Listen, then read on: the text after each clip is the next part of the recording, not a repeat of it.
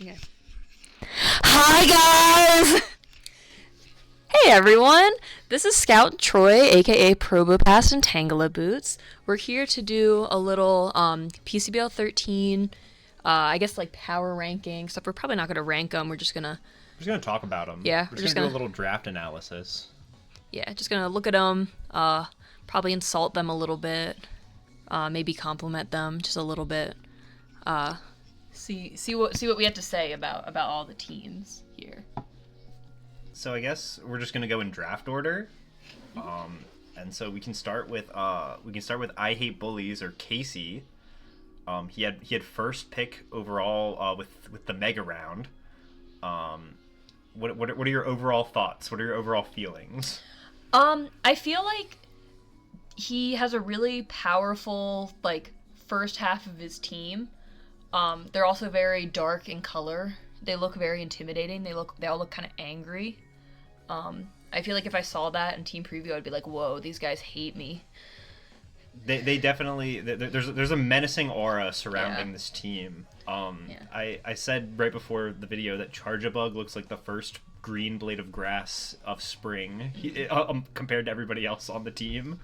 Yeah, I feel like looking at the type chart, it looks beautiful. Yeah, that's a beautiful type chart. Beautiful. No glaring weaknesses to really talk about. I guess TangelaBug's probably helping that, but I'm sure TangelaBug will probably come every week. Yeah, TangelaBug is absolutely the glue that is keeping this team together. Definitely the one to look out for. A dark horse from the MVP race for sure. It's really interesting because Casey's coming back to competitive Pokemon for the first time in a long time, and I'm surprised to see a lot of newer Pokemon on here, like Urshifu and Monkey Dory and Mousehold, of course, the mascot pick.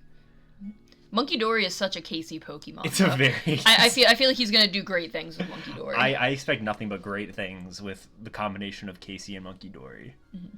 Even Poltegeist, I think it's kind of new to Casey too. Yeah, it's been that long since he's been in PCBL. 100%. Or in competitive Pokemon at all, I guess. But yeah, the speeds are good. Speed tiers look good. If I had to list one criticism, I'd say Gliscor is the only real hazards on this team, other than TangelaBug, of course. Goat TangelaBug.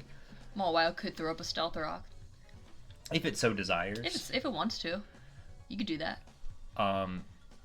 Yeah, that's really the only nitpick I have. Otherwise, I think this is actually a really strong draft. Okay, next in line at Mega Pick number 2, we have Nico, who chose Mega Gallade. Surprise, surprise, Mega Gallade gets taken really early. It's really interesting also because this has all of Nico's trades reflected. He already used all of his trades before week 1. So this is just kind of his team for the long haul. This is kind of the finished product of it.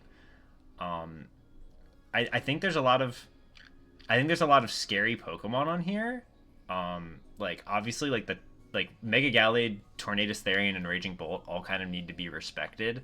Especially with Pelipper on the team. You have fully accurate Hurricanes, you have fully accurate Thunders. I feel like this isn't a fully fleshed out Rain team. Do you get that impression also? Yeah, I feel because I feel like he drafted Pelipper kind of low down. I feel like it was almost an afterthought, oh, you know what, we could do some Rain with this. I think it's more so just as an option, so you have to be prepared for it. But it works really well outside of Rain too. I mean, Raging Bolt is terrifying. Yeah. No matter what weather it's in. That Pokemon is horrifying. Yeah. Yeah, especially when you have Mega Gallade there. I feel really the first 3 right there are pretty intimidating. Yeah, really that could just be the whole draft. Right there. It's interesting because I believe in trades he dropped Pelipper and then picked him back up again. Yeah. It was I'm going to be honest, the first trades were pretty confusing. I wasn't really sure what was happening. But then I feel like the second trades kind of fixed things. Yeah, we kind of saved it. Yeah. It felt like maybe a little oopsie happened. I like some of the bulk. Registeel, Porygon 2, Hatterene is pretty is pretty hard to get through. As far as like speeds go, like you do have like that top end of like 121 with Tornadus, but then you also have like some swift swimmers with Overquill and Kingdra, so it can get even faster than that. And then of course you have like Raging Bolt with like priority. But it's weird. There's also like this really significant like low end to the draft also with like Runerigus and Hatterene. I could almost see like a Trick Room angle to this team, which feels like kind of weird to say with like Mega Gallade and Tornadus on there.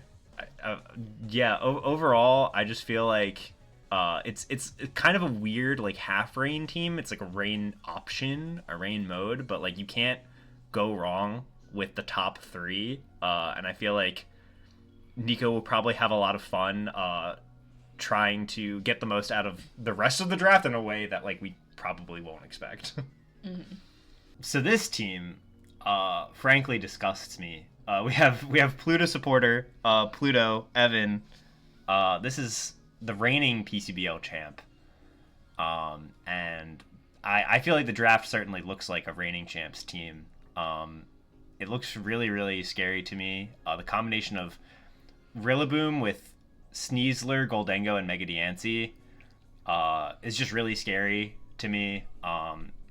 Overall, like the composition of the team, we have like some really like scary hazard management as far as like Samurott getting up spikes. We've got Donphan as a reliable rapid spinner. Goldengo's gonna block all attempts at hazard removal. And then Mega Diancie even is like a failsafe with like Magic Bounce. So this team has like hazard management on lockdown. On top of having like some really potent offense. Really good speed tiers. Just look at how many Pokemon U-turn. Yeah, so many of the Pokemon U-turn. A lot of setup. Yeah, a ton of setup. Sneasler alone is just like a horrifying Pokemon. A really good blend of like offense and defense. Like some of these Pokemon can go either way. Like Samurott can be kind of like bulky and get up spikes, or it can be like Scarf or Band and become really offensive. Evan is also the type of guy that he will be bringing Vanillux, and it will be getting kills. Oh, 100%. It will definitely come. Omolga and Kamala, I feel like could also do that, but I don't know why Vanillux is just like, yeah, Evan's gonna have fun with that. Yeah, when he first picked Vanillux, I was really like honestly confused. I was like, why are we adding Hail to the team? Like, I don't understand what Vanillux is doing here. But like, God, like, it's Freeze Dry is just like a nice move to have on anything. And I thought about it in terms of like, this is like a free Aurora Veil, which kind of enables the rest of the team to like do stuff. And I don't know, just I don't trust it. I don't trust his smile. I don't like the way he looks. He's scary to me. Yeah, this team is just a huge pain. I mean, at this point, he's already had his battle for the week, and he already has a win under his belt. So it's like he's coming in hot. Yeah, so absolutely. Definitely one of the teams to watch for. Mm-hmm. Okay, so next up we have one of our two newcomers, Paradox, or Kai. He is, I think this is his first draft league ever. I'm not 100% sure if it's his like first like intro to like competitive Pokemon as a whole. But he's definitely very new to the draft format. And you can definitely tell from his team, it's a little bit different. It's not, it doesn't follow a lot of the formula that like most drafts have. But you know, coming from someone who uses Pokemon that they're very comfortable with in a very scary way, if you have a Pokemon that you are just confident in and you feel comfortable with, you can work with that. You know what I mean? Absolutely. So he definitely has some Pokemon that he really likes. I think he mentioned he has some Pokemon that he's like using for the first time, like Ferrothorn. So I'm excited to see what he does with that. There's definitely a couple things that I would say feel like are a little bit lacking in the draft, but he does have all his trades left, so maybe he'll, get a feel for his team and see if he can make some trades, but maybe, I mean, also maybe he'll just get a feel for this and realize he can work with it, so. Yeah, it's always difficult when you're stepping into a brand new format, and especially draft for the very first time. Getting a feel for it and understanding like how the Pokemon work together, which Pokemon benefit from the draft format more than others. I feel like there are a lot of strong threats on here. Greninja is just statistically one of the best draft Pokemon of all time. Charizard X is a really threatening Mega. I feel like that was a good Mega to get out of the Mega round. It's really just a lot of the. I mean, if you look at the type chart, it definitely I feel like that stands out as like an area of potential improvement. We have a lot of overlapping types, but there's strength and weakness to that, right? You can absolutely put pressure on somebody. For example, somebody's fairy type. As far as having 3 dragon types, as soon as you remove that fairy type, the 3 dragon types become very concerning. It tests how many answers you have to dragon types or to dark types. So it'll be really interesting to see how his team performs, what he learns from his first season of Draft League, and I'm just really excited to have somebody new on board. And also, if you look at like his hazard setup, look at how many of his Pokemon get Roar. Like, so many of his that Pokemon actually is Roar. crazy. Like, look at that. He's gonna be phasing people out and getting some spikes damage with Ferrothorn, I feel like. Yeah, and I really don't hold it against him that he sniped Hydreigon from me, even though it was a very essential part of my plan.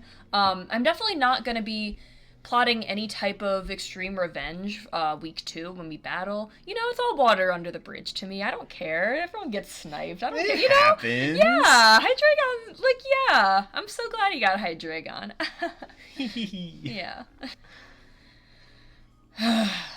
Blake, we gotta talk. Blake. So obviously Blake took Shell Smash Mega Blastoise, which is would be incredible if you were allowed to use it. Yeah. The Mega Blastoise snafu has already been well discussed, well established. So I feel like I kind of don't need to discuss Mega Blastoise any further. Overall, Blake's team is interesting. This is like the other half of the Rain team. If Nico had one half, Blake kind of has the other half. Like those little friendship necklaces that oh my fit gosh, together. Yeah, Aww. absolutely. It's so cute. Yeah, so like Blake and Nico are kind of like tied together for the rest of their lives. Yeah. Yeah, it's really honestly That's really heartwarming. touching. Yeah. So overall, I feel like there's some really good things about Blake's draft and some really confusing things. Like once again, we have like Archaludon and Thundurus with like a rain component going on, sort of similar to how Nico had like Tornadus T and Raging Bolt. So like there's definitely some Pokemon that can abuse rain. But then there's also some Pokemon that are like kind of weirdly outside of rain, like Iron Moth, for example. Zarude. Togekiss is a Pokemon that doesn't really launch off hurricanes. Like I feel like you'd typically expect like a flying type that could maybe do that. There's also like a little bit of weird overlap. I feel like Jolteon and Thundurus are kind of filling the same role as being like the Volt Absorb electric type. And then like Ogerpon and Zarude also seem to be kind of occupying a similar slot for me. I mean, overall, there's still strong Pokemon on this draft. I just don't know if like the synergy is as tight or as cohesive as it could be. Mm-hmm. And Blake does still have 2 trades left and 2 player trades, so I think that could definitely be remedied for sure. I think okay, so the one thing I will say about the addition of Jolteon, because that was one of his first trades, it does help with speed a little bit.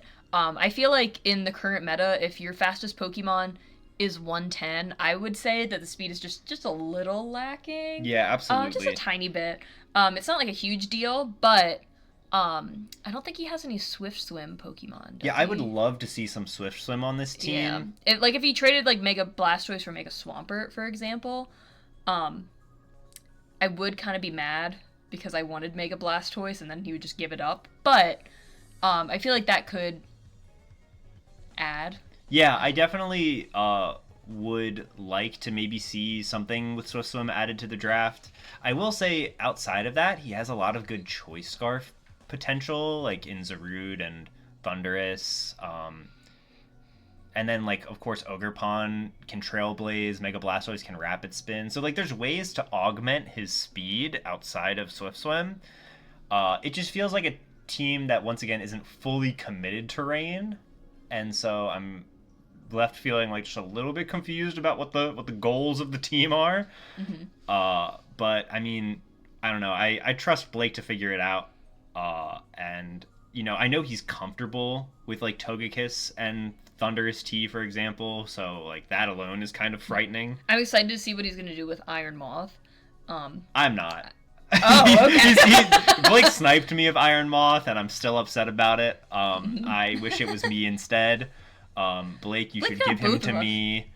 Yeah, Blake sniped both of us. So if we sound a little bit extra mad or critical, it's because we are. At least I am. He ruined my whole plan. Blake, you ruined my life. Blake, we hate you. Love you, Blake. Love you, Blake. Next up, we have the one, or Elliot. His team is very red. That's what we just discovered. Everything is very striking red. Like if you look at like over here, like there's so much red poking out. There is a lot of red. It's just very beautiful. That's all we have to say. Moving on. No. Obviously, Iron Treads and Rotom Wash are like really strong together, and Salamence with like a strong ground type and Rotom Wash is kind of like tried and true.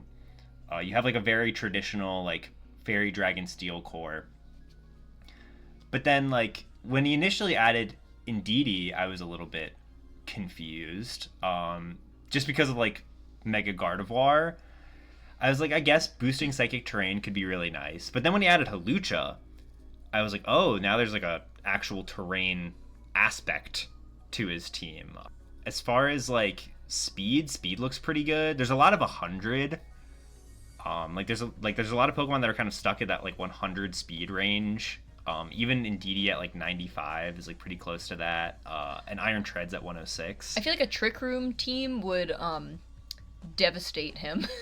Yeah, Trick Room could definitely be like a little bit frightening against this kind of team.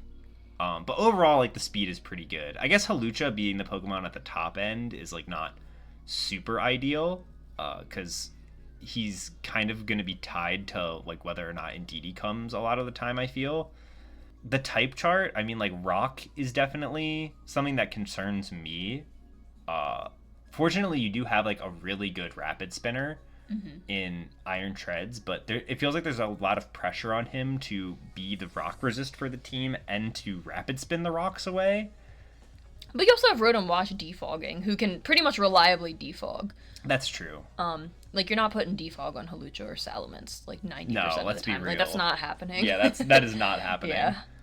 I do want to shout out Vileplume. I feel like that's a fantastic value pickup.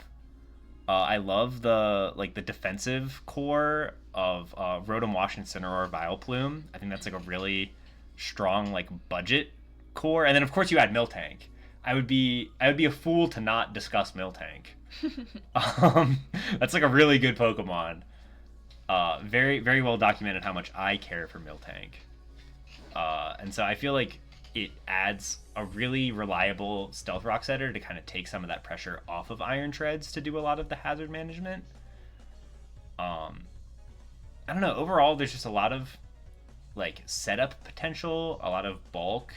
I feel like Elliot will be able to pull a lot of versatility from this team that doesn't necessarily appear to be there at the surface. Like I just see this team and I'm like, yeah, it's really red.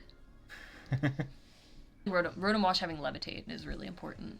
Yeah, it feels like Rotom Wash is like a huge like linchpin to this team. Like it kind of like it's truly gluing the team together. People talk about like glue Pokemon.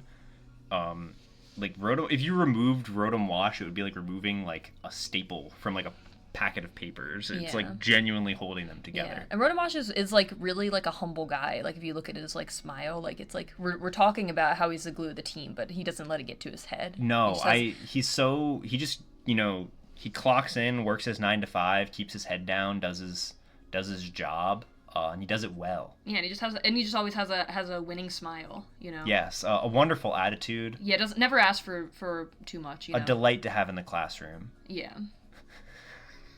Yeah.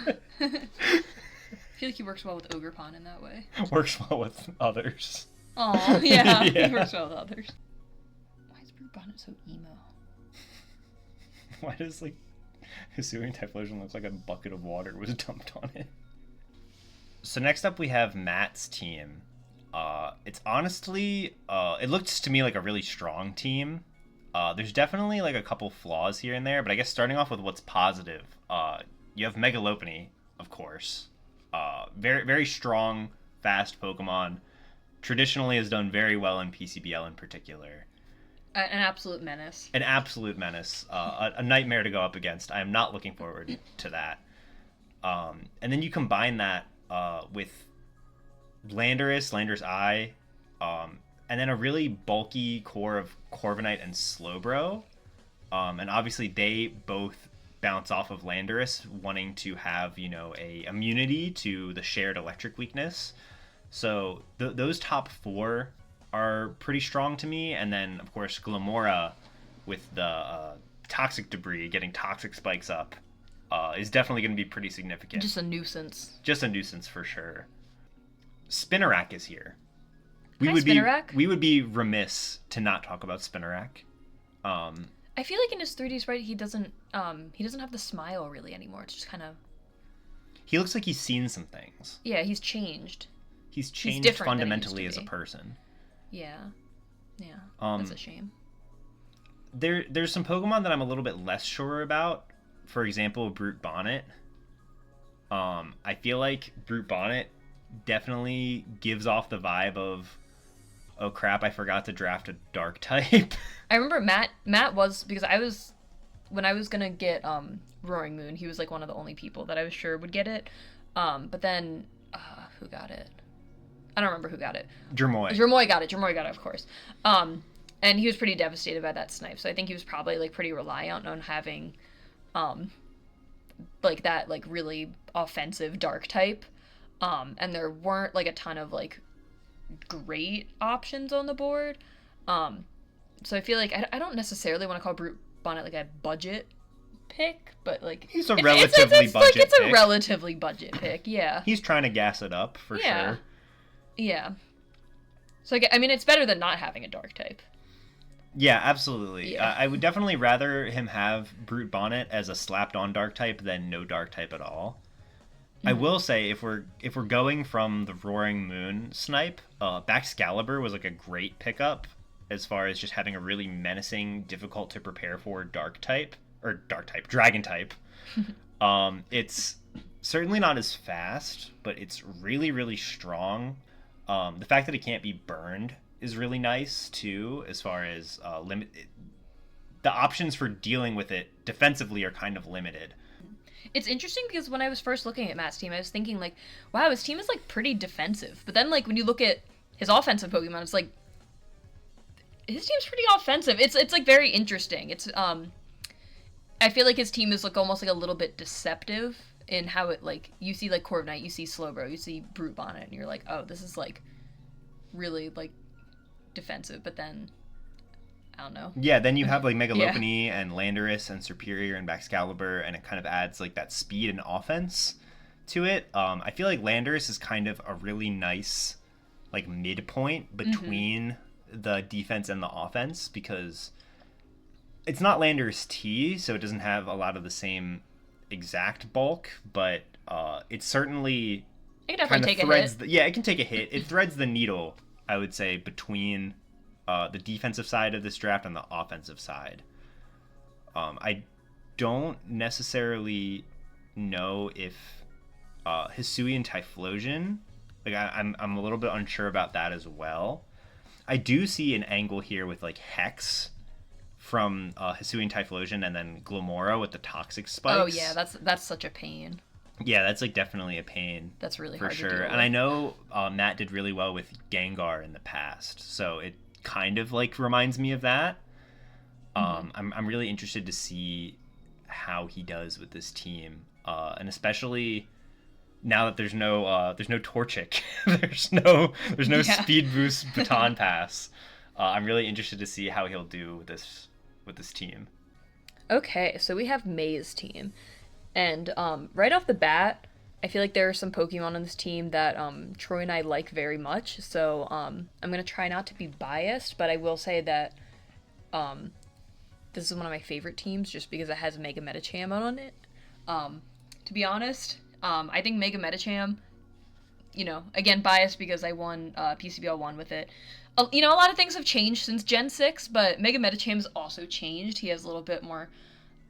He's got some pizzazz. He's got some oomph, you know what I mean? Yeah. Like, his speed, like, at 100 isn't as... 100 speed, like, is not what it used to be. But you got Trailblaze. It's still, like, if you see Mega Medicham, it's, like, you have to respect that. It's, Yeah. That's an OG Mega. Absolutely. 100 speed might not be what it used to be, but 100 attack with pure power absolutely still is what it used to be. Yeah. That's, like, always going to be really strong. Maybe by like generation 47 that won't be good, but like right now it's really good.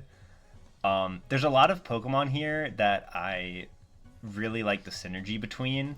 I really like how Skarmory and Gastrodon kind of work off of each other defensively.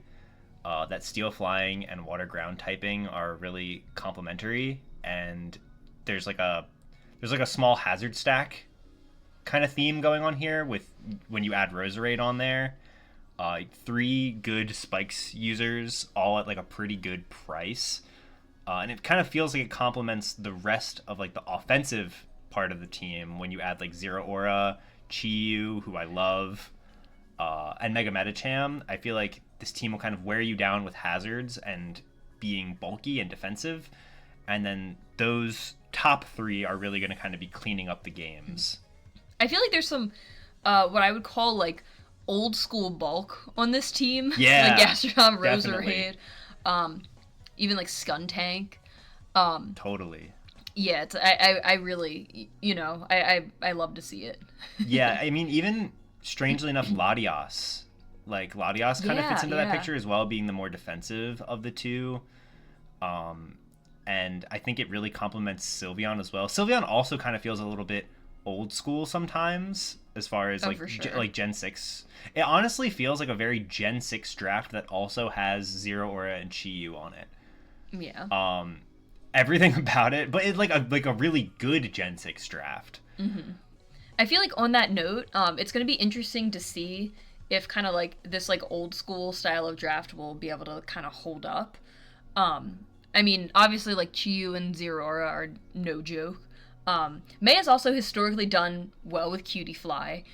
Yes, May would be Cutie very Fly disappointed if we didn't mention Cutie Fly. Yeah, Cutie Fly is not just like a 1 point, like, oh, I just like am like min-maxing my draft kind of pick. No, Cutie Fly is a very very usable Pokemon for May. Yeah, and it's also like no offense, Spinarak, who we just talked about, but like Cutie Fly is kind of awesome. As far as like a 1 point bug type sticky web setter. Yeah. I like Spinarak though. I do like Spinarak. Yeah. Spinarak and Cutie Fly are kind of going to be in like a sticky webs competition. I'm going to be watching them all season long. None of them will touch Charge-a-Bug. But I will be paying attention to see who sets up more sticky webs and who brings more usefulness to their team. Mm-hmm. I also just feel like it can't be stated enough how nice it is to have Mega Medicham as like this really strong premier physical wall breaker, and then you have Chi-Yu that kind of also just melts things as a special wall breaker. Like the power that those two have, while also kind of fitting into like a Psychic Dark fighting sort of core, just those two alone seems really powerful to me. And you combine Zero Aura in there that can kind of run physical or special, Uh, just again, those top three, I feel like can win games all on their own, and then everything else is just kind of a bonus to me. So next up we have Jermoy, and I feel like this is in many ways similar to May's team in the sense that I'm getting a lot of like earlier generation draft league flashbacks. It feels very Gen 6 to me as well, especially seeing Mega Man X Landorus, Therian, and Weavile. Those used to be like some of like the strongest Pokemon in like Gen 6 draft league. Yeah. Except for now we acknowledge Alamomola's good. Yes, that's true. Yeah, but when I drafted, it's like, oh, Alamomola's not good. Alamomola's poop. But now we're like, oh, Alamomola's awesome. Yeah, if this was a Gen 6 draft league, Alomomola would be like one of like the last picks on here, but now it's like, yeah, he picked it fourth. He picked it before Age of Slash. It's so interesting how that happens. The way the times change. Yeah. I do really like the addition of Age of Slash. In combination with the two fast and strong dark types here. Roaring Moon and Weavile both like provide like a lot of offensive pressure. In a similar way, when we were talking about Paradox's team, it kind of puts you to the test to see how many dark resists you have, for example. And the team sort of seems designed to kind of wear you down until one of them, like maybe you have an answer for Weavile, but you use up your answer for Weavile, and now you don't have an answer for Roaring Moon, or vice versa. Power creep has kind of been a struggle, and I don't get that sense when I look at this team. I see a lot of, high base stat totals in all of the offensive categories. As far as like the bulk side of it, it's really interesting because you have Alomomola. You also have Audino, which feels a little bit redundant to me on this draft. Just because I feel like we kind of already have like the Wish Passer role fulfilled, and I don't necessarily know if Audino being here frees up Alomomola to do anything else. Like I don't think Alomomola is ever really going to be doing much else. I do like the addition of Weezing though. I think Weezing really kind of ties this team up really nicely. I think having the extra dark types, you kind of want a really reliable fairy switch in, and so having like a really bulky poison type on top of a really bulky steel type in Age of Slash, I feel like that's just like a really good sound team building decision. And also having Weezing there for that 4 times fighting resistance for Weavile and for Roaring Moon seems like a really good idea. And then also just the speed tiers. The speed tiers are really good. 135, 125, 119, 100, 91. All like pretty good speed gaps. Especially Roaring Moon can kind of augment that with booster energy. So like that's really nice. They're like nice and spread out. Yeah, they're very nice and spread out. Maybe one point of criticism a little bit is that like kind of hazard management.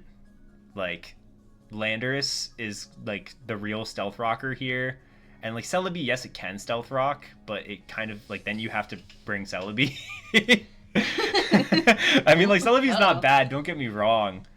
It's just kind of like if you want to have rocks but Landorus can't have them, you're sort of forced to bring Celebi to set up rocks.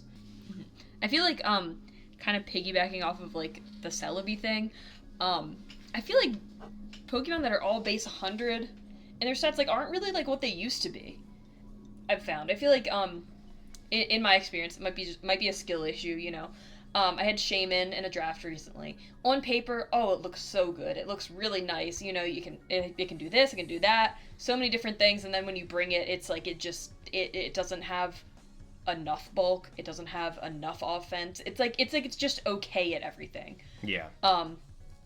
Which again, it's interesting how times change in that way. All right. So next up we have Peyton's team, who really kind of shook things up in the Mega Round by taking Mega Banette. We had Mega Manectric just the pick before, but these two really kind of set everything in the Mega Round kind of askew. But I really like the addition of Mega Banette. I think it's kind of an underutilized Pokemon, and I feel like Peyton got it at like a really good price, and I'm really excited to see how he uses it. Yeah, Mega Banette, so underrated. One of my favorite megas that I've ever used. I think I only used it once, but it was so fun. Um, that attack stat. It also gets prankster. It's really a fun Pokemon. Yeah, and I'm always excited to see it in use. Even if it's not one of the best, it's certainly one of the most fun, I think. And so I don't know, when I look at this team, I see a lot of really fun things on there. I love like the addition of like Deoxys speed and Prankster Mega Banette that kind of adds like this really fast component to the team that otherwise is like a little bit middling in speed.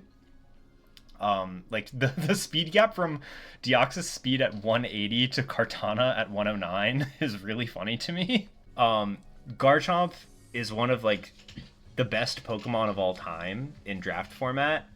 So I feel like you absolutely can't go wrong there, and I think it really appreciates having both Kartana and Celesteela as teammates. I really like seeing them next to each other on on like the little graphic here. Like I feel like you never see them on the same team, but they're like counterparts. They're like friends.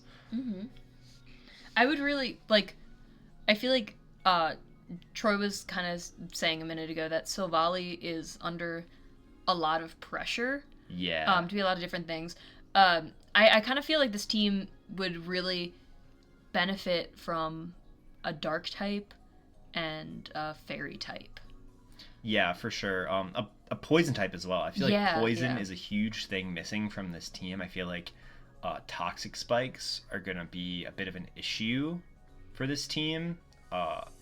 And especially considering there's a lot of Pokemon in here that don't necessarily want to run heavy duty boots. Like Garchomp, for example, feels very susceptible to being toxic spiked. So I don't know. I'm curious to see if Silvally can kind of compress all of the roles that it needs to compress to kind of make this team go. But there's a lot of Pokemon in here that don't require a ton of support to really kind of fulfill their role. Like Celesteela is almost like a self-contained Pokemon. It can kind of just do a lot on its own. I worry just a little bit about opposing dark types, because I was just thinking about talking about Illumise. I love Illumise. I think it's one of the most underrated budget like prankster Pokemon there is. Love using it. Also love correcting people when they say its name wrong. It's Illumise, not Illumise. But I don't know. This team just doesn't. I feel like it's gonna struggle a little bit against dark types. There's not a single dark resist on this team, and I feel like with two psychic types, that's just a little bit scary. And a ghost type Mega, I feel like that's a little bit scary. Yeah, would definitely like to see maybe some type of fighting type or fairy type added to this draft. But I do think that the general foundation for the team is solid, and I think there's definitely room. While there's room for improvement, I could see this team pulling off a decent amount of success just with what's here already. It's just again that those dark types and maybe even ghost types as well, because if Silvally is asked to fulfill the role of, say, for example, a fairy type, now we have a problem with ghosts because we're taking a normal type away, and really Braviary is the only normal type. So ghost could also present an issue with the two psychic types and the ghost type. I also just want to say that I feel like Arctozolt is really interesting. I don't necessarily know exactly what he's doing here, but I just really like Arctozolt. I love Arctozolt. Look at him. He's just happy to be here. He's happy to be alive. He's just a joyous little guy, and even if he doesn't fit super duper well on this draft, I just really enjoy the fact that he's here. Mm-hmm.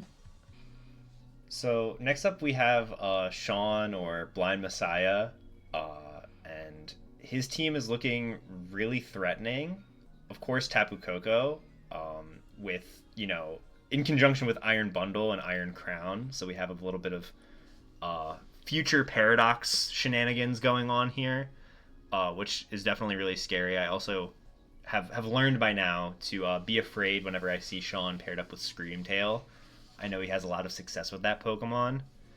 And Screamtail in combination with Umbreon is kind of some really... and Mega Venusaur, I should add. Some really strong, frankly disgusting bulk. I was kind of looking at, offensive pressure, and I noticed that it's pretty much like only special like offensive pressure. Obviously we have Tapu Koko with like 115 attack. Tapu Koko almost always is running special anyways. Like you definitely can run physical Tapu Koko, but then you're missing out on things like Volt Switch. And then like Moltres has 100 base attack, but its special attack is better. Mega Venusaur has 100 base attack, but its special attack is better. So I feel like it's just kind of like a kind of lacking in it's oops physical. All special attackers. Yeah, which I feel like can definitely be pretty easily exploited, because if he wants to have kind of like equal pressure, like he could like I guess like Mega Venusaur does get Swords Dance. I see Iron Crown gets Swords Dance. I don't think it will. It feels kind of like if you see this team, you could just run like better special defense and just kind of be reliant on that. This team hates to see Blissey coming. Yeah, it's a little bit, I feel like it's a little bit lopsided. The special offensive pressure you do have is really good, like, especially, like, Iron Bundle. Like you don't fuck with Iron Bundle. Iron Bundle is, like, just it's gonna be Iron Bundle, Yeah, Iron Bundle, Tapu Koko, like, there's some really threatening speed here. Like, the speed is honestly, like, really frightening. Mm-hmm. But it's just like the fact that Umbreon with Foul Play might genuinely be the strongest physical attacker on here, depending on who it's clicking Foul Play against, is like kind of not great. But I mean, there's so much utility on here as well that I feel like even though it's so special attacking heavy, it could, probably still work out. Screamtail again, just with like Encore. That's like a really big deal. Iron Bundle as well. Two really fast Encore users can kind of put teams out of position, and that could sort of enable Sean to kind of swing the momentum in his favor, even if he does find himself out of position against like a special wall. For example, if he was going against something like a Blissey, he could always just Encore them into Soft Boiled and then go into something like Iron Crown and start clicking Calm Mind, and then you have Psyshock. So like there's like options there. It's just on paper, as soon as you realize the physical attack is limited, it seems a little bit like a hole in the draft of what otherwise is like a really scary and threatening draft, I'll be honest. I also want to give I think we both want to give a big shout out to Quagsire. Absolutely. Quagsire, I feel like, is one of the few Pokemon that Troy and I both absolutely love using. I adore Quagsire. Quagsire is it's amazing. I always love seeing double water, like a offensive water and a defensive water. It's just kind of unbeatable. Just very, very nice. We all know water is like one of the best types. Very, very good to double up on it. I would even say, I know there was a lot of talk in the draft chat about doing double dark. I think double water is the way to go, and that's just me. 100%. Yeah. And I think there's something to be like Mega Venusaur. I'm really interested to see him behind Mega Venusaur in the aspect of it kind of ties the team together in terms of being a very bulky Pokemon that fits in with, again, like the Screamtail, the Umbreon, the Quagsire, but certainly still offers some offensive pressure. Like Sludge Bomb is not always a convenient move to switch in on.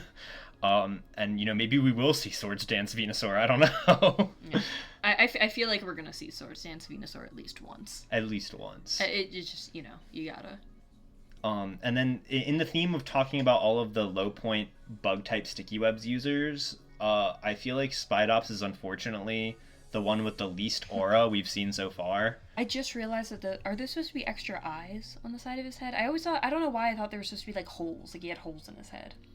They don't have pupils, but I feel like they are supposed to be eyes. Yeah, I mean some bugs have like the eyes that are like just like for light and stuff. That's true. Do spiders have that? Somewhere. Okay. Yeah, I feel like Spidops, like, yeah, like he does kind of like everything you want like the low point bug type to do on a draft, other than like look cool. Other than yeah, he kind of looks like he's wearing a diaper. Like, not gonna lie. He does. Yeah, and he's just like, oh look, I can make the letter A with my webs. If the letter A, if it were like fucked up and crazy. Okay, next up we have Checkmate or Ben, who is our second newcomer in PCBL, which feels really funny to say because I feel like Ben has been around, like everyone knows him. So he's like new, but not really new. He's new to PCBL, but exactly. not new to PokeCast. I feel like we've been kind of on a trend of old school feeling drafts. I feel like this team definitely hits some of those spots as well. 100%. Like, if you swapped Great Tusk for Landorus Therian, this would once again just be like a Gen 6 draft. I guess like there's Persian and Eldegoss too, but just looking at like the top half of it, like Zapdos and Scizor, I could speak for ages, frankly, about those two, and I think everybody knows that. Yeah. Mega Gyarados is like a really threatening Dragon Dance sweeper. Gengar, I feel like, still holds up. Mm-hmm. Once again, we have a beautiful type chart down there. Just stunning. Just no notes on the type chart. Yeah. I really like the how there's really reliable stealth rocks on this team. We have one of the best rapid spinner. Well, the best rapid spinner in the game right now. Eldegoss, obviously of course. Eldegoss, yeah.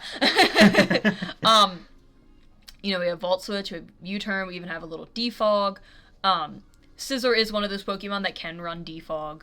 It can, I swear. It can, but like Zapdos, I mean, Zapdos is obviously better, but like... But they don't even have to with Great Tusk there to rapid spin. Yeah, there's just certain Pokemon that it's like illegal. Like, they get Defog, but it's illegal for them to run it. It's not allowed. But Scizor can. Scizor can be defensive. Yeah. Yeah. I like a lot of the budget picks on here. Wigglytuff is like so underutilized, I feel like. It's got pretty decent bulk. Even though its defensive stats are so low, its HP is just so high that you can really kind of just fully invest in defense and special defense and leave its HP where it's at. And it's kind of like powerful in that way of just kind of being able to have investment in both sides and live some surprising hits. And while I would probably like to see a little bit of a better fairy and maybe a little bit of a better normal type, especially in this meta where ghosts are so strong, I am glad that we at least have like some fairy type and some normal type on here. So I'm kind of glad that Wigglytuff is here. I feel like he'll get a lot of value out of it in the way that it fits onto his draft. For sure. I'm also a really strong believer in the budget grass type. I feel like it's an art. Yeah, I feel like grass is one of those types that you can definitely get a budget pick for sure. I know that like with like Ogerpon around and stuff like that, like the more expensive grass types are, you know, obviously popular and getting even more popular, but nothing wrong with a good low tier grass type. Eldegoss will get the job done. Yeah, I guess it could. Yeah. I really like Reuniclus on this draft, especially with the fact that how we were just talking about Eldegoss, it forms a little mini budget regenerator core here in like the second half of the draft. Reuniclus is also just, he's such a fun little guy. He's just so happy to be here. Having a good time. He's having a good time. I just, real quick, I want to point out the knockoff Pokemon that we oh have my here. god. Okay, no, that's it. Yeah, this is gonna just be like simply a pain in the ass. So much knockoff. really annoying. Also things like Taunt are pretty fun. Yet again, we have the Roar Gentleman. Just like some like fun kind of utility. I mean, I guess I would not call knockoff fun utility. I would call that pretty essential. But yeah. But yeah, definitely adds to this draft because, since it feels like a little bit of like an older school team, knockoff is definitely way more prevalent than it used to be. Obviously, For everyone sure. knows that. So I feel like this team can definitely hold its own in the current meta. Absolutely. One last thing I want to add is that I'm just a big fan of Mega Gyarados. I've really only used it like once or twice, but it was one of my favorite teams that I ever had when I used Mega Gyarados. And something that I feel like gets missed, especially at the time that I was using it, is that it really wants good hazard management because the first time you have to switch it in before it Mega Evolves, it has that rock weakness. So it really appreciates having Great Tusk here, especially for the fact that it, again, complements it with that dark typing and fighting typing. And then when you add Reuniqueless, you have that Psychic Dark fighting core. They're all relatively bulky and they're all relatively offensive. I feel like that's like a really strong core. Even though it's not particularly fast, it is pretty strong. And so I just really like how Mega Gyarados and Great Tusk will be able to work together on this team. Okay, so after Checkmate, we have, not to be biased, but I will say the handsomest member of PokeCast's team, TangelaBoots, or Troy, my husband, the commissioner. Yeah, his team's pretty freaking awesome. Like, I'm specifically looking at Blacephalon, and I'm like, yeah, this team fucking rules. Really, I feel like Troy pretty much never does sand. He's been talking nonstop about how he wanted to try it. So I'm excited to see how that goes. I've actually never once used sand, so I'm really really excited to try it. It's something I've kind of been plotting and scheming on for basically since like we knew that PCBL was going to be coming back, and I don't know. I'll probably have a lot more to say in depth about it in like a separate video, so I probably won't go into a ton here. But I'm really excited for Dracovish in particular. He's one of my favorite Pokemon, and I never ever get to use him, so I'm really excited that I have Dracovish on here. A lot of Pokemon that are new to me. I've never used Ogerpon. Well, I've never used the Just Grass Ogerpon. Really? Yeah. Huh. That's brand new for me. Wow. I think the only Pokemon on here that I have used before is like Vikavolt and Tentacruel. And everything else is something I've never drafted before. So this is very outside of my comfort zone. Something very different for me. And yeah. I feel like you're usually a pretty adamant Deoxys defense hater. I am. Pretty outspoken about it. Yes. Usually. So it's interesting to see you draft it, and it'll be interesting to see you use it. But I don't know. I guess you'll talk about it more in your video. But. Yeah. Okay. So the GOAT is back. Welcome back, Matrix. Welcome back, Matrix. We've missed you. It's great to have you back. The moment he came back, he drafted this monster of a team. Mega Beedrill. There's some adamant Mega Beedrill haters out there. Because you're going to hate it when he's able to run adamant because he has 145 speed. So true. So true. Yeah. Yeah. Like, everyone's like, oh, but the rocks, and he has, oh no. But, like, have you ever just considered he puts you in range and then he fell stingers you? Have you considered adaptability U-turn? Yeah. Terrapagos, we don't even have to talk about it. That mon is just disgusting. Yeah. And then we have Ting Lu. Gross. Icky. Yeah. Ting Lu and Tapu Fini like, in right particular. Next to each other. Yeah, they're like the Pokemon who look to the right. Yeah, we got some Pokemon looking to the right, but then we see Kilowattrel and Beedrill looking to the left. Yeah, when you have U-turn and Volt Switch, you look to the left. When you're defensive, you look to the right. And then you have Annihilape, who's like kind of looking straight in the middle.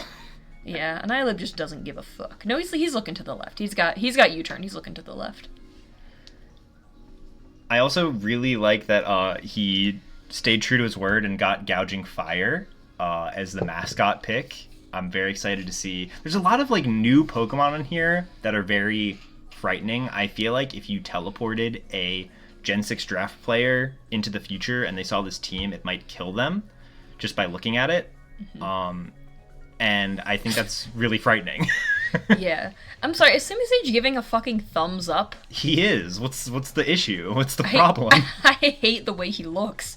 That's the problem. Well, he's gonna hate it when he has to kill you with his bare hands. Oh, okay. Yeah. That's a good one, Troy.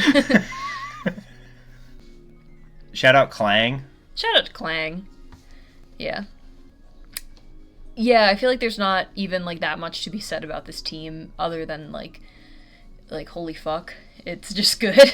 This is maybe one of my favorite ones.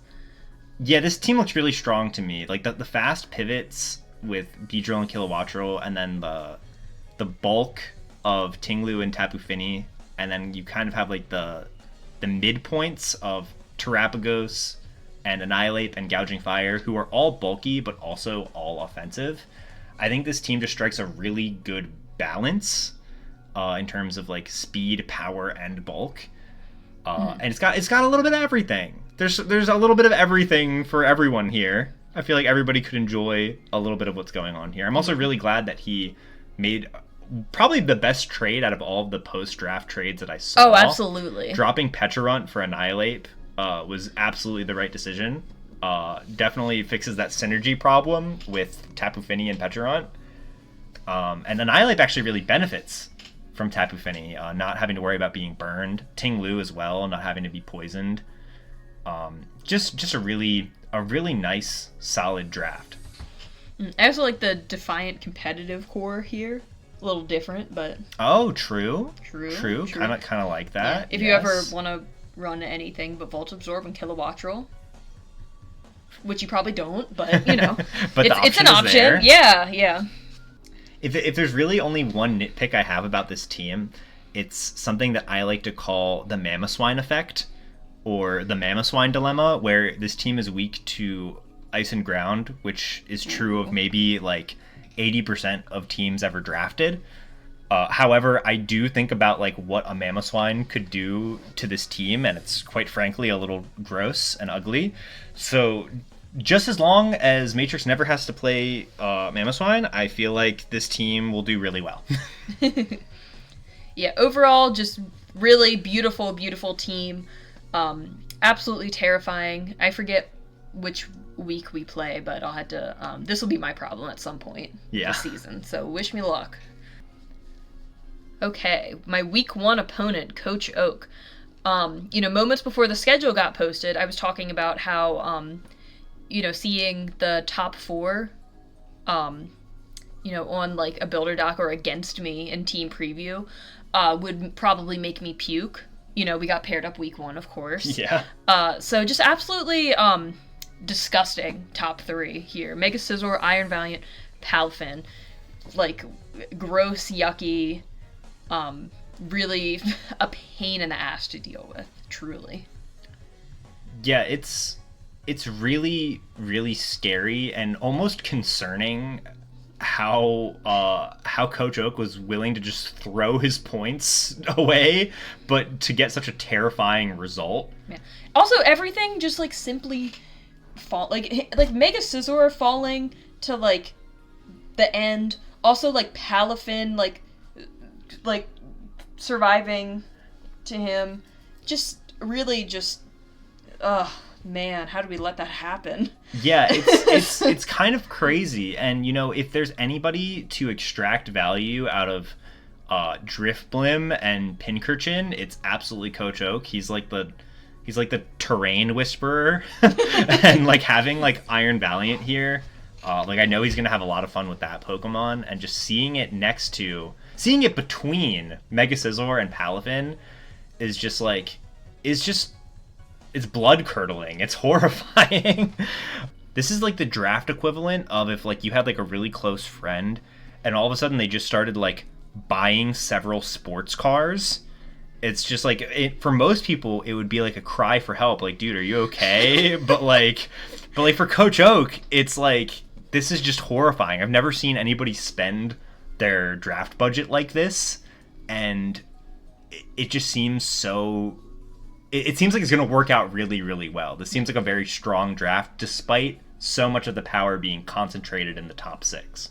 Yeah, see, even in his last 2 picks, I feel like Mightyena might be like a little less usable, but like Greedent works out. That's a usable Pokemon. That is, dare I say, a threat to the team. Dare I agree? Yeah. Greedent, a significant Pokemon.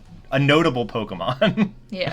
Look at his face. He's smiling. He's smiling because he just ate a baby child. He's smiling because he knows when you die, but not how, but he can assume that it's because of him. Yeah. One criticism I will say. Mightyena. Well, well, other than Mightyena, I will say with teams like this, obviously, when you're so focused on power, there are going to be a couple things that slip through the cracks. A ground type would be really nice. Like Pinkerton does have Lightning Rod, but, you know, Coach Oak being someone who loves electric terrain, I feel like we'll probably run Electric Surge more. So there's not really... Yeah, we're kind of powering up the electric types, and then we don't have a ground type to really answer them. Yeah. Latios and Ogerpon do give you like 2 electric resistances, but they don't necessarily want to be taking repeated hits. So the team honestly kind of has to function around electric types in sort of like a dance of momentum in order to keep pace with some of like the stronger electric types in the draft pool. Yeah, I feel like there's not even I could be wrong. I haven't finished my prep yet, but there's not a ton of ground moves on this team either. Yeah, that's true. I might be wrong. I feel like Latios. No, like Mega Scizor, Iron Valiant, Palafin, none of those learn Earthquake. Latios learns Earthquake, but kind of doesn't want to. Neolego doesn't get it. Ogerpon doesn't get it. Yeah. So yeah, like there's like genuinely there's almost no Pokemon here that get like solid ground moves. But that's I think pretty much the only real criticism that you can give this team. It's definitely very, very Gen 9, very hyper offense, I'm going to kill you type of team. His team has a lot of setup potential as well. Like Palafin doesn't necessarily need to set up at all, but it can with bulk up. Mega Scizor can Swords Dance. Iron Valiant can set up on both sides offensively. Latios can Calm Mind. Even Neolego with like Power Herb Meteor Beam can set up. Ogerpon with Swords Dance. I feel like Encore is also going to be a really big deal. We'll kind of create some of those setup opportunities for him. Driftblim, even with Calm Mind and Unburden. I feel like just there's so many different avenues that this team can go down in order to win a game. It's like all these Pokemon can be built around in order to find like a winning strategy. Next up, we have Scout, Probopassed, my awesome, lovely, epic, awesome wife. May I just say, what a beautiful, charming type chart. What a gorgeous type full of chart. whimsy. It's incredible. The team also full of whimsy. Ursaluna Blood Moon, such a whimsical Pokemon. No, but in all seriousness, I really like how your draft turned out. I know it didn't necessarily go exactly the way that you wanted it to. Oh yeah, no, everything went wrong. But there's a lot of like really, really solid Pokemon on here, and I think there's a lot of really solid synergy. Like I love Pheasantipity and Bronzong together. That's like such a terrifying like defensive core. I don't even need to introduce you and Kinkeldr. That's like a well-established combo. As well as your history with Raikou. I feel like those are 2 very familiar Pokemon to you. I'm really interested to see how you address Mega Sceptile. Because like it gives you that top end speed, but like he's a little awkward with the move pool. Yeah. I think overall my team is just like a little bit weird. I think I feel like I will be able to work with it. I think there's a couple things that are very lacking. Like when we were talking earlier about how I love double water, I hardly have a single water. Yeah. I mean, Mantine... You have 75% of a water. Yeah, Mantine is definitely not my first choice. I was, obviously going for Mega Blastoise, but I had to kind of reconsider a lot of things. Really was hoping to get some better removal. I had a couple plans where Cryogonal was on there for Rapid Spin. Obviously, Blastoise would have had Rapid Spin. So now I just have Mantine and Kinkeldurr. And Kinkeldurr is one of those Pokemon where it is absolutely illegal for it to run Defog. I'm not putting Defog on Kinkeldurr. That's like if you just want to like waste a Pokemon. Mega Sceptile, like really good speed, really fun, does not pivot, which is just like nuts to me. He does look like he should. Yeah, I feel like my team, even though the type chart is like really nice looking, really pretty, does have a couple of like glaring weaknesses. Like potentially like hazard stacking, stuff like that. But I think overall I have pretty good offensive pressure. There's some Pokemon that are a little newer to me. We'll see how I can work with them. But overall, I'm very excited to use this team. It's going to be very fun. Yeah, I'm very excited to see how you use Genesect, or really how anybody uses Genesect, because we've just never really seen it in PCBL before. Yeah, it's going to be very interesting. Definitely was not planning on it, but here we are. There he was, and I thought it was a waste for him to go undrafted. So yeah. Okay, so this is a man who needs no introduction. Stromful or Eric, one of the most terrifying players, period. Yeah. I would say, yeah. Just goes absolutely nuts. I was looking over past seasons of PCBL, and I noticed that every single season that Stromful has participated in, he finished as the first seed every single time. So I feel like that just tells you everything you need to know about the type of player, the type of caliber of player Stromful is.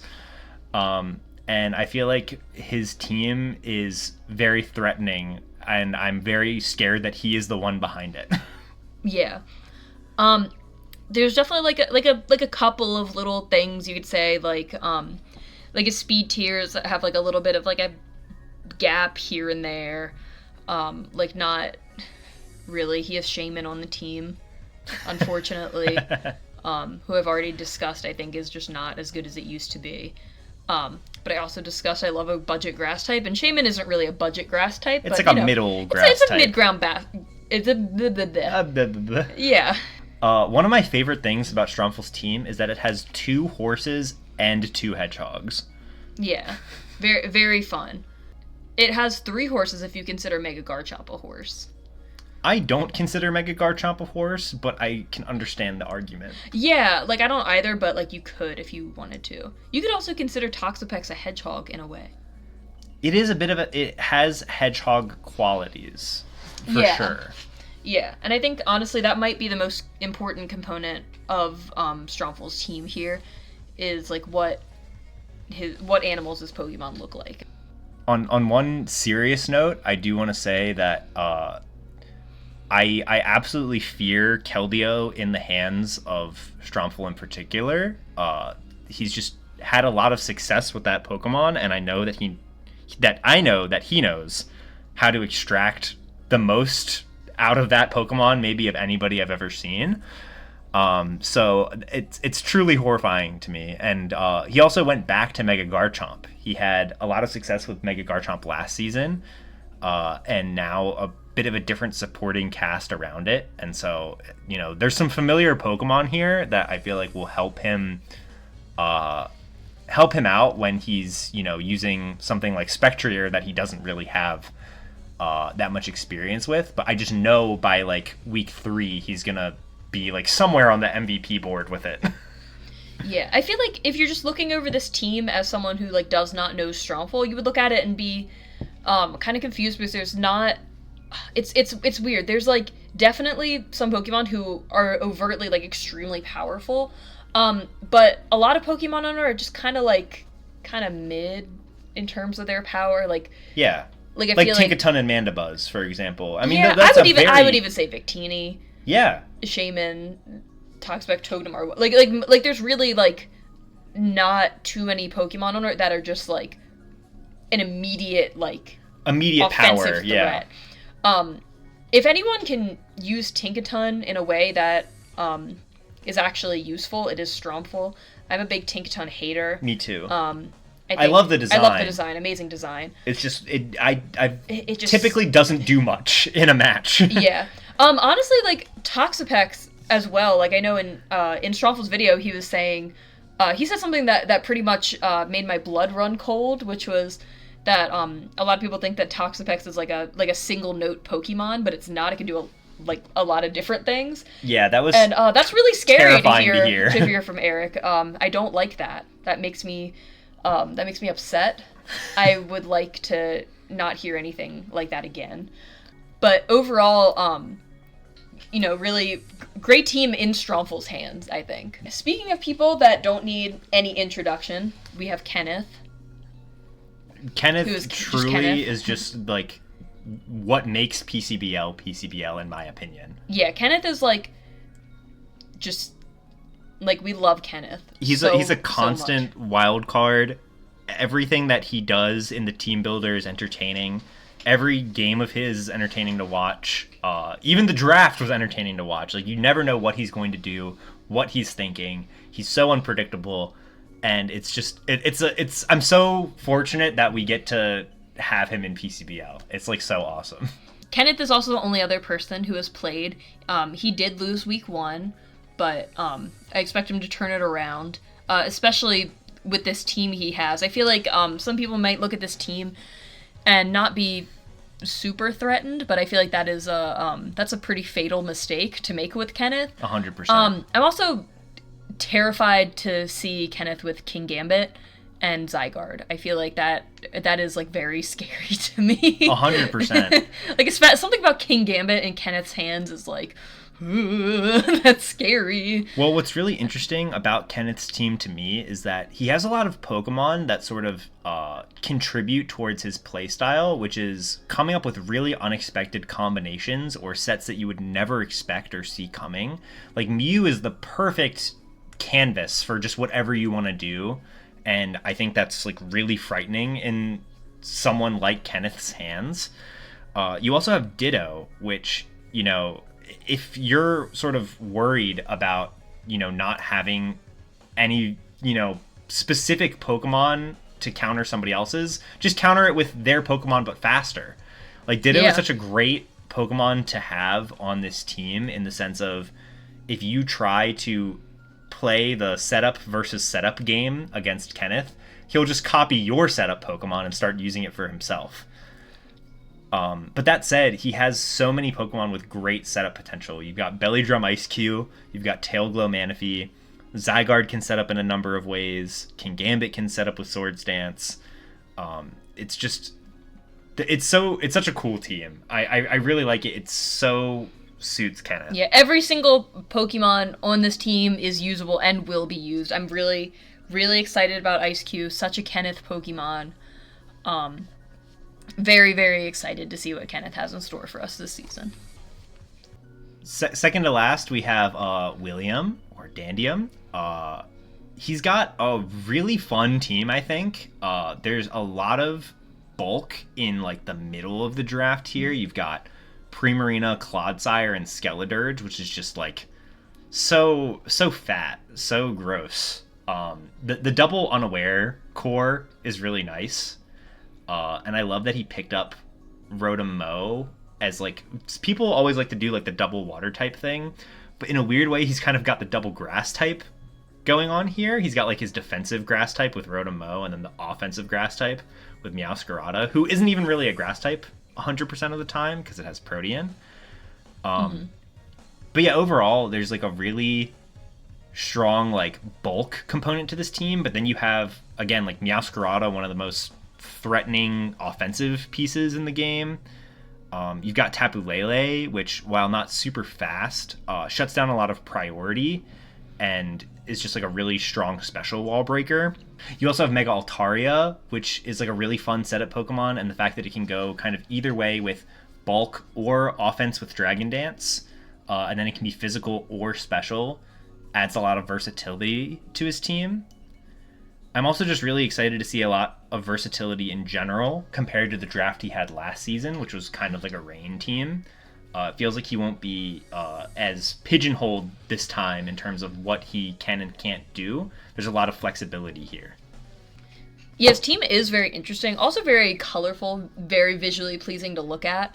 To be honest, especially like from Skeletor to like Slitherwing, like just very bright and fun to look at. That is the first thing I notice when I look at a team, to be honest with you. Style I'm just points like, ooh, matter. Pretty colors. Yeah. Honestly, like I kind of I'm not a huge fan of the double grass, kind of like with Matt's team. I feel like it adds some unneeded weaknesses just because like grass is like has so many weaknesses. But like if it you know, Rotom-Mow is really fun. It does fit. Meowscarada is just like an overall threat. It's not even like super duper a grass type because of Protean. So that one it's like there's a little more like wiggle room with that, I guess. I think I'm just biased because I like Rotom-Mow. One thing I do want to mention is that I feel like there's definitely a speed gap that's kind of, in my opinion, the biggest flaw here. I actually didn't even look at that. Meowscarada at 123 and then the next fastest being Tapu Lele at 95 is a little bit of an issue.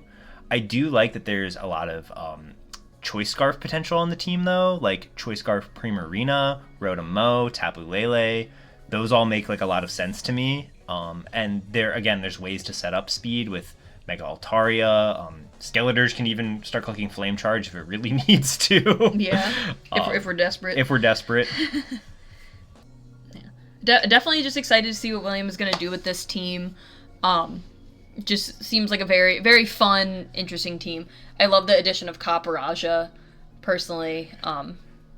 Yeah, that was like a really nice finishing touch. Oh, and Galarian Articuno. Galarian Articuno is so cool. Like, it has so much aura. I'm very... It really does. Very interested in seeing how that all works. For sure. Yeah.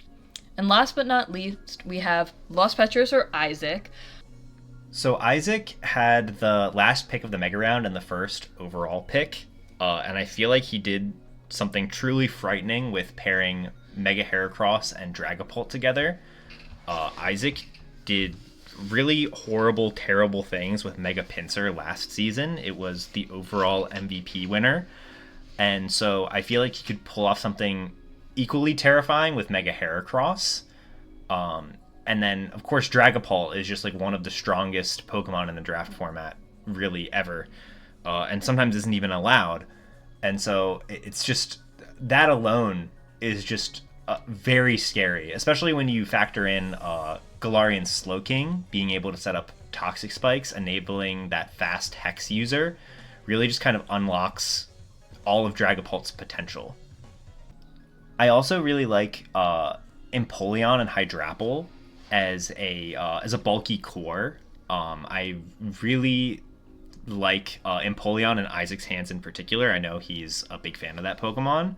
And Hydrapple is something new, something I don't think he's ever really used before. And so I'm sort of excited to see how he's able to kind of establish that chemistry between Hydrapple and Empoleon. But I think it's certainly there. In terms, I think Troy was actually talking about this after the draft. I think in terms of like Regenerator Core, it might have been a little bit better to have like something like Tangrowth, who fits in a little better like type-wise with the team, I think, than having like a second dragon. Yeah. But I mean, Hydrapple is really fun. It has like definitely like more like offensive pressure than Tangrowth. So that'll definitely be like pretty cool. His team just does lean like a little bit Ice Weak, but he does have Empoleon, who's like that's kind of a big deal. Yeah, that's certainly a big deal. Rapidash, certainly less of a big deal. Maybe to you, yeah. Maybe to me. I suppose you're right. Yeah. Enamorus was also a really great like late round pickup.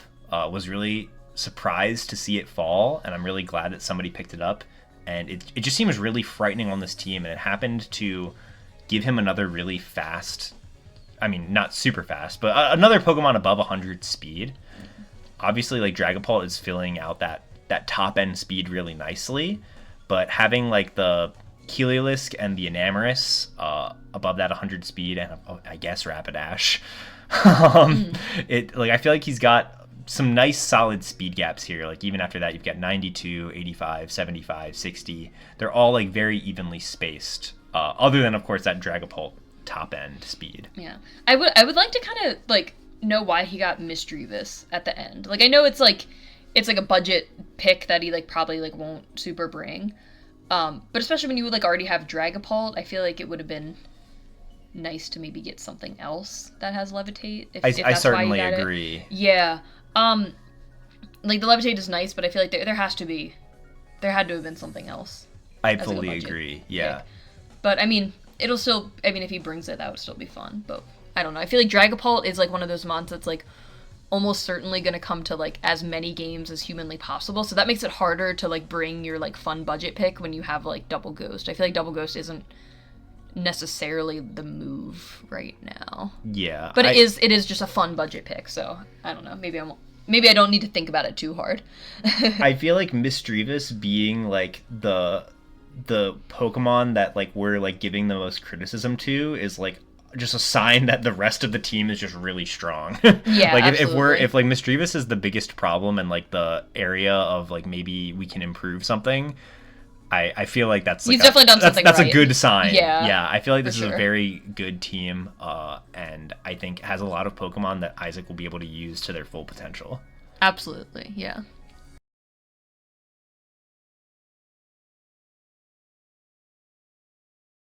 Monkey brother, you are so great.